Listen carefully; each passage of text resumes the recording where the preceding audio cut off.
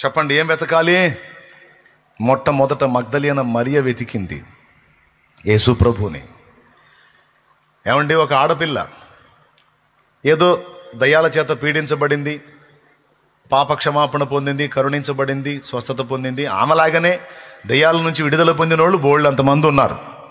మగ్దలేన మరియలాగా అందరి బుద్ధులు ఒకే రకంగా ఉండవు. చూడండి, అందరి బుద్ధులు ఒక రకంగా ఉండవు. కొంతమంది యూజ్ అండ్ త్రో వాడుకుంటారు, పక్కన పడేస్తారు. మళ్ళా బాధ రాగానే యేసు ప్రభువా హల్లెలూయా అనుకుంటూ వస్తారు. మళ్ళీ పని కాగానే, కార్యం జరగగానే మళ్ళీ కంటికి కనపడరు. ఆర్డినరీ భక్తులు, అవకాశవాదులు. మగ్దలేనకు ఒక్కదానికైనా 7 దయ్యాలు పోయింది. దురాత్మల చేత పీడించబడి విడుదల పొందిన వాళ్ళు చాలామంది ఉన్నారు. పక్షవాతపు జబ్బు స్వస్థత పొందిన వాళ్ళు ఉన్నారు. కుష్ఠరోగం జబ్బు స్వస్థత పొందిన వాళ్ళు ఉన్నారు. చచ్చి బతికిన వాళ్ళు ఉన్నారు, లేరా? దురాత్మల చేత పీడించబడ్డ వాళ్ళలో చాలామంది విడుదల పొందారు. కానీ మీరు గమనించండి, బైబిల్లో పరిశీలించండి, మగ్దలేన మరియ హృదయంలో ప్రభు పట్ల ఉన్న ప్రేమ మిగిలిన వాళ్ళలో కనపడదు. నాకు అదొక ఆశ్చర్యకరమైన విషయం. ఎంత పిచ్చి అయిపోయిందంటే యేసయ్య అంటే, ఏదో జబ్బుతో ఉన్నావు, స్వస్థత పొందావు, ఏదో మమ అనుకోవాలా, స్తోత్రం ప్రభా అనుకోవాలా, బాయ్ బాయ్ చెప్పాలా, జంప్ అవ్వాలా, లోకాన్ని అనుభవించాలా. అది అసలు పద్ధతి, తెలివైన వాళ్ళ పద్ధతి అది. కానీ ఎంత పిచ్చిదైపోయిందంటే, స్వస్థత పొంది, ఆ దురాత్మల చేత విడుదల పొంది, పాపక్షమాపణ పొంది, రూపాంతరం చెంది ఎంత పిచ్చిదైపోయిందంటే, యేసు ప్రభు లేకపోతే నాకు ఈ లైఫే వద్దు, నాకు యేసు ప్రభు చాలు, నాకు యేసు కావాలి. యేసు ప్రభు ప్రకటించినంత వరకు ఆయన వెంటబడి తిరిగింది, ఆయన కోసం పరితపించింది. సిలువలో ఆయనను ప్రాణం తీసినప్పుడు, ఆయన సిలువలో ప్రాణం పెట్టినప్పుడు ఆయన కోసం కాచుకుంది. ఆయన సమాధి చేసినప్పుడు ఆ సన్నివేశంలో ఉంది. తర్వాత విశ్రాంతి దినం మౌనంగా ఉండి, ప్రశాంతంగా ఉండి, ఆదివారం చాలా చీకటి ఉండగానే వెళ్ళిపోయింది సమాధి దగ్గరికి. ఎంత ప్రేమ యేసయ్య అంటే, యేసయ్య లేకపోతే క్షణం ఉండలేదు. యేసు ప్రభుని వెతుకుటలో శ్రద్ధ కలిగిన స్త్రీ మగ్దలేన మరియ. వెళ్తే సమాధిలో ఆయన లేడు, ఆయన లేచున్నాడు. వచ్చి ఎతుకుతుంది, నా ప్రభు శరీరం లేదేంటి? ఆయన సజీవుడిగా ఉన్నప్పుడు నానా నేరాలు మోపి నా ప్రభు ప్రాణం తీశారు, అయినా తృప్తి కలగలేదా? ఆయన శరీరాన్ని కూడా తీసుకెళ్లారు. నాకు యేసు శరీరం కావాలి, నాకు యేసు కావాలి అని వెతుకుతుంది. ఆమె హృదయంలో ఉన్న తీవ్రత ఎంత బలీయమైందంటే, ఆమె ఆసక్తి దెబ్బకి యేసయ్య ప్రత్యక్షంగా తప్పలా. ఆమె పట్టుదల, ఆమె ఆసక్తి, ఆ దీనురాలు ఆడపిల్ల గుండెల్లో ఉన్న ఆర్ద్రత, ఆతృత, ప్రభు కొరకైనటువంటి తపన, ఆ తపన ఎంత పనిచేసిందంటే యేసు ప్రభుని ఆకర్షించింది. ఆమె దెబ్బకు హాజరైపోయాడు ఆయన. వెతుకుతూ ఉంటే, అమ్మా ఎందుకు ఏడ్చుచున్నావు అన్నాడు. ఎందుకు ఏడుస్తున్నావు? జనాల ఏడుపులు రకరకాలుగా ఉంటాయి, రకరకాల కారణాలను బట్టి ఉంటాయి. ఒక్కొక్కరు ఒక్కొక్క కారణాన్ని బట్టి ఏడుస్తారు. మొత్తానికి జనాలు ఏడుస్తూనే ఉంటారు, ఒక్కొక్కళ్ళు ఒక్కొక్క కారణాన్ని బట్టి. కొంతమందికి అప్పులు ఎక్కువ ఏడుస్తుంటారు, ఈ దరిద్రపు అప్పులు ఎప్పుడు పోతాయో అని. కొంతమంది రోగాన్ని బట్టి ఏడుస్తారు, కొంతమంది విడాకులైనందుకు ఏడుస్తారు, కొంతమంది విడాకులు ఇంకా రాలేదని ఏడుస్తారు. ఏమండి, కొంతమంది అప్పిచ్చిన వాళ్ళు ఎగ్గొట్టారని ఏడుస్తారు, కొంతమంది పక్కన వాళ్ళు పచ్చగా ఉంటే ఏడుస్తుంటారు, కొంతమంది తమ శరీర బలహీనతను బట్టి ఏడుస్తూ ఉంటారు. ఇట్లా మనుషుల ఏడుపులు రకరకాలు. ఈమె ఏడుపు ఎందుకు? ఈమె ఏడుపు ఎవరి కోసం? యేసయ్య ప్రశ్న, అమ్మా ఎందుకు ఏడుస్తున్నావు? అప్పుడు ఆమె ఆన్సర్ చేసింది, నా ప్రభు కోసం ఏడుస్తున్నాను, నా ప్రభు కోసం ఏడుస్తున్నానయ్యా. ఎవరిని వెతుకుతున్నావు? నా ప్రభువుని వెతుకుతున్నాను.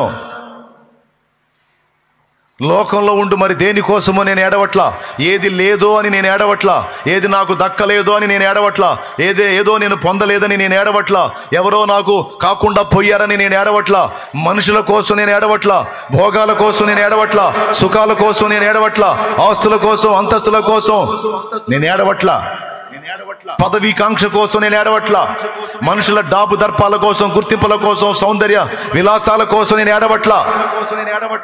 వాళ్ళకి అది దక్కిందే, వీళ్ళకి ఇది దక్కింది, వాళ్ళకి ఆ భోగం దక్కింది, వీళ్ళకి ఈ భోగం దక్కింది, నా బతికిట్ట తగలబడిపోయింది అని ఈ దరిద్ర స్థితిని బట్టి నేను ఏడవట్లా, వెతకట్లా.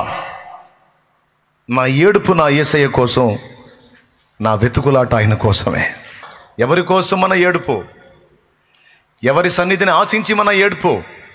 ఎవరి కోసం మన వెతుకులాట? ఈరోజు మనం వేసుకోవాల్సిన ఒక ప్రశ్న ఇది. ఎవరి కోసం మన అన్వేషణ? మగ్దలీనా హార్ట్ఫుల్గా దేవుని ప్రేమించింది, పూర్ణ హృదయంతో నా ప్రభువుని ప్రేమించింది.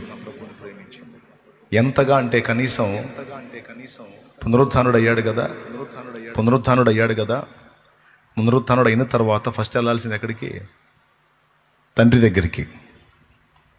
పునరుత్థానుడు అయిన తర్వాత మొదట వెళ్ళాల్సింది ఎక్కడికి? తండ్రి దగ్గరికి. తండ్రి దగ్గరికి వెళ్ళాలా? ఈ ఏడుపు దెబ్బకు వచ్చి నిలబడ్డాడు అక్కడ. అక్కడ ఎలా స్పందించాడో తెలుసా? ఒక అమ్మలాగా స్పందించాడు యేసయ్య. ఒక అమ్మలాగా స్పందించాడు. అమ్మ అలాగా వెళ్తా ఉందనుకో, బిడ్డ నిలబడి ఏడుస్తా ఉంటే వెళ్ళిద్దా? నానన్న కఠినంగా వెళ్తాడు, ఏయ్ తంతా హో అని గద్దించి వెళ్తాడు. అమ్మ వెళ్ళలేదు. వచ్చి అవసరమైతే 2 బాది మళ్ళీ పోయింది. ఆడు మళ్ళీ ఏడిసి నిలబడి ఇంకా సోగండాలు పెడుతూ ఉంటాడు. ఇంకప్పుడు ఆ పక్కన వాళ్ళతో చెప్పిద్ది, ఈ దరిద్రుడు నన్ను రానిళ్ళే కానీ, ఈ దరిద్రుడు నన్ను రానిళ్ళే కానీ, నిర్బండి రానిదు, నన్ను రానిది, ఇది పోనీదు అని. అరే పో, నీకేం అడ్డమా? సంఖ్యలు వేసిందా? నో, ఏడుస్తుంది. ఏడిస్తే నీకేమైంది? పోలేను. మాతృవాత్సల్యం, అమ్మ ప్రేమ కదలలేదు, కాళ్ళు బంధించబడతాయి. అది అమ్మలకి తెలుసు. ఆ సెంటిమెంట్ పిల్లలకు కూడా తెలుసు. అందుకే నిలబడి ఏడుస్తూ ఉంటారు, ఈ లేడీస్ వాళ్ళని కట్టేస్తూ ఉంటారు. చాలాసార్లు జరిగేది అదే. ఆడపిల్లలకు తెలుసు, ఏం లేదు, మా అమ్మ దగ్గర పోయి ఏడిచానంటే మా అమ్మ బెండ్ అయిపోతాడు, మా నాన్న దగ్గర పోయి ఏడిచానంటే మా నాన్న బెండ్ అయిపోతాడు. అమ్మ నాన్న ఎట్ట బెండ్ అవుతారో వీళ్ళకి తెలుసు. నా ప్రభు బెండ్ అయిపోయాడు. అక్కడ నిలబడి ఆయన కోసం ఆ సమాధిలో వెతుకుతూ, ఆ ప్రాంతం అంతా వెతుకుతూ, ఆ చీకట్లో ఆ ఆడపిల్ల పరితాపాన్ని చూసి, ఒరి పిచ్చిది, ఈ పిచ్చిదానికి నేనంటే ఎందుకు ఇంత పిచ్చి? ఇప్పుడు నేను కనపడకపోయానంటే చచ్చిపోయేది అన్యాయంగా, నేను కనపడలేదంటే ఇంకా ఏమైపోయేదో కూడా తెలియదు ఈ పిచ్చిది. అర్జెంటుగా నేను కనపడాలని తండ్రి దగ్గరకు పోలేకపోయాడండి. వాసంగా వెళ్ళిపోవాలి, వెళ్ళలేకపోయాడు.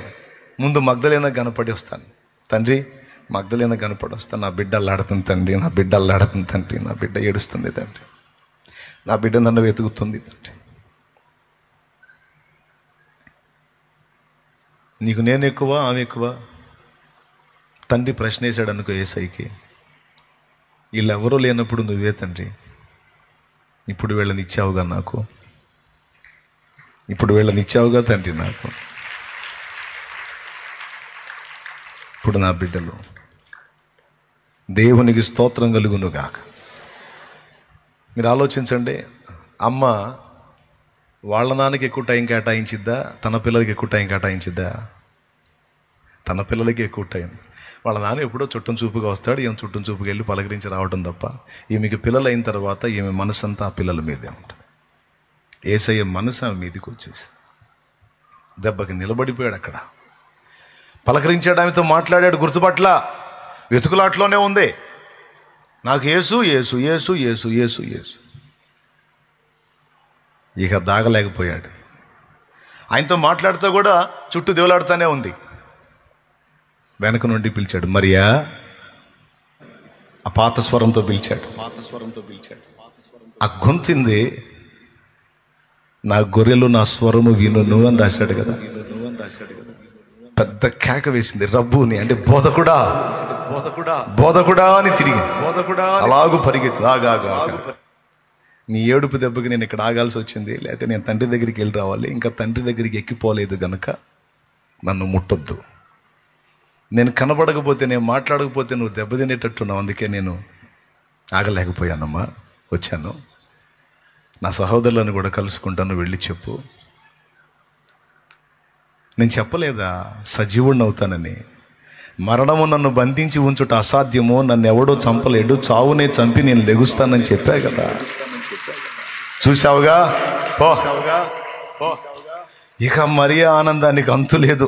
దేవునికి స్తోత్రం కలుగును గాక. మీకు తెలుసా, యేసు పునరుద్ధానాన్ని గూర్చిన సాక్షి ఒక స్త్రీ. యేసు పునరుద్ధానాన్ని గూర్చిన మొట్టమొదటి సాక్షి ఒక స్త్రీ. దూతలు చెప్పటమే కాదు, యేసు సాక్షాత్తు తానే కనబడి మాట్లాడే ఆ ప్రేమని కనపరిచే ప్రభువును ఆకర్షించింది ఒక స్త్రీ. నేను అడుగుతున్నాను ఈరోజు, నువ్వేం వెతుకుతున్నావు? ఎవరిని వెతుకుతున్నావు? నువ్వు ఎందుకు ఏడుస్తున్నావు? నా ప్రభు నిన్ను అడిగితే నువ్వేం చెబుతావు? 24 సమస్యలు చెప్తావు. కానీ మగ్దలేను అడుగుతాం, మగ్దలేన ఎందుకు ఏడుస్తున్నావు అంటే, నా ప్రభువు కోసం ఏడుస్తున్నా. మగ్దలేన ఎవరిని వెతుకుతున్నావు? నా ప్రభువుని వెతుకుతున్నాను. ఇంకా ఈ లోకంలో ఉన్నవేవి అక్కర్లేదా? నాకొద్దు. వాటన్నిటికంటే శ్రేష్ఠుడు, సర్వకృపానిధి, సంపదల గని నా యేసు, నా ప్రాణప్రియుడు, నా ప్రభు, నా రక్షకుడు, నా రాజు, శాశ్వత కాలము నాకు తోడై ఉండే నా దేవుడు. ఈ లోకమంతా ఒకనాడు నాకు హత్తుకొని ఉంటారు, ఒకనాటికి నన్ను వదిలిపెట్టి వెళ్ళిపోతారు. కానీ ఇప్పుడు, ఎప్పుడు, ఎల్లప్పుడూ నిత్యత్వ పర్యంతం నాకు తోడై ఉండే నా ప్రాణనాథుడు నా యేసయ్య. నాకు ఆయన కావాలి. ఆయన కోసం నా ఏడుపు, ఆయన చిత్తం నెరవేర్పు కోసం నా ఏడుపు, ఆయన రాజ్య నిర్మాణం కోసం నా ఏడుపు, ఆయన సన్నిధి కొరకు నా ఏడుపు. పురుషులు, స్త్రీలు అందరి హృదయాల్లో ఈ భారమే ఉండాలి. ఎవరి కొరకు నీ అన్వేషణ? యేసు కొరకు. దేవునికి స్తోత్రం కలుగును గాక. ఆ మగ్దలేన మరియ బైబిల్ గ్రంథ చరిత్రలో శాశ్వత కాలం చోటు సంపాదించుకుంది. దేన్ని బట్టి? నా ప్రభువుని ప్రేమించుటను బట్టి. గుర్తుపెట్టుకో, బైబిల్ గ్రంథంలో ఎవరి బైబిల్లో వాళ్ళకి ఒక తెల్ల పేజీ ఉందో చూడండి. ఎక్కడుందో చూడండి. ఖాళీ పేజీ ఒకటి ఉంటుంది చూడండి. పరిశుద్ధ గ్రంథంలో ఖాళీగా ఉంచిన ఒక తెల్ల పేపర్ నీ కోసమే. ఈరోజు నీ చరిత్ర, నువ్వు నా ప్రభువును ప్రేమించి, అన్వేషించి, ఆర్ద్రతతో ఆయన్ని సేవించి, ఆయన చిత్తము నెరవేర్చిన నీ చరిత్ర ఆ పుటలో లిఖించి రేపు నిత్యత్వ పర్యంతము అనేక మంది మిగిలిన వాళ్ళ చరిత్రలతో పాటు నీ చరిత్ర కూడా చదువుకొని జీవితాన్ని దిద్దుకునేటట్టు నా తండ్రి చెయ్యగలడు. ఎస్. ఎవరు బైబిల్లో వాళ్ళకి తెల్ల పేపర్ ఉందా? ఆ పేపర్ నీ కోసమే. నీకు ఏమి రాసుకుంటావో నీ బ్రతుకులో నువ్వు రాసుకునే దాన్ని బట్టి అక్కడ లిఖితమైద్ది. నువ్వే డిజైన్ చేసుకోవాలి, నువ్వే రాసుకోవాలి. నీ లైఫ్ నీ ఇష్టం. నువ్వు దేవుని ప్రేమించి, దేవుని వెతికి, దేవుని రాజ్య నిర్మాణంలో పాలివాడవై, పాలిదానవై, ప్రభు చిత్తము నెరవేర్చే పాత్రవైతే నీ చరిత్ర తర్వాత తరములకు, ఆ నూతన ప్రపంచంలో, క్రొత్త భూమి, క్రొత్త ఆకాశంలో నిర్మాణం కాబోతున్నటువంటి అనేక జనములకు, అంతేకాదు ప్రపంచంలో దేవుడు, విశ్వంలో ఆయన నిర్మించిన కోటాను కోట్ల ప్రపంచాలను నువ్వు ఏలేటప్పుడు అందరి చరిత్రలతో పాటు నీ చరిత్ర కూడా వారికి ఆదర్శప్రాయం అయ్యేటట్టు నా దేవుడు చేయగలడు. ఒక పుస్తకంలాగా ఇవ్వగలడు. ఎందుకు చేయడు? పౌలు చరిత్ర, పేతురు చరిత్ర, ఏలియా చరిత్ర, ఎలీషా చరిత్ర, డేవిడ్ బెర్నార్డ్ చరిత్ర, డేవిడ్ లివింగ్స్టన్ చరిత్ర, శామ్యుయల్ మోరిస్ చరిత్ర ఈరోజు మనందరికీ అందించిన దేవుడు రేపు నీ బ్రతుకును, నా బ్రతుకును కూడా అనేక మందికి ఆదర్శప్రాయంగా ఇవ్వాలనే మనల్ని నడిపిస్తున్నాడు, మన వైపు చూస్తున్నాడు, మనల్ని గమనిస్తున్నాడు. నిర్ణయం నీదే. కాసేపు వింటావు, నేను ఆమెనంటాను, నువ్వు జంపు, నా దారిన నేను జంపు. కానీ కొంతమంది మైండ్ అట్టుండదు. దేవుని మాటలు తీవ్రంగా తీసుకొని దైవ చిత్తాన్ని నెరవేర్చడానికి హృదయంలో తీవ్రత కలిగి కష్టపడతారు. ఇంతమందిలో మగ్దలేన మరియలు ఉంటారో, అలాగే దేవుని వెతికేటువంటి పేతురు, యోహాను, యాకోబులు, పౌలులు ఉంటారు. ప్రభువును ప్రేమించేటువంటి దానియేలులు, దావీదులు ఉంటారో, వాళ్ళ కోసం మాట్లాడుతున్నాడు నా దేవుడు.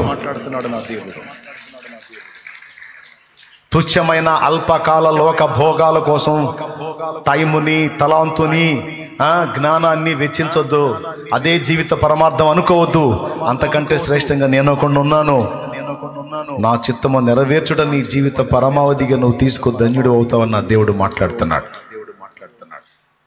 కాబట్టి నా ప్రభువుని వెతుకుట, ఆయన సన్నిధిని వెతుకుట, ఆయన కొరకు రోధించుట. నీ దగ్గరకు వచ్చి ఏసయ్య కూర్చున్నప్పుడు ఏసయ్య సంతోషించాలి.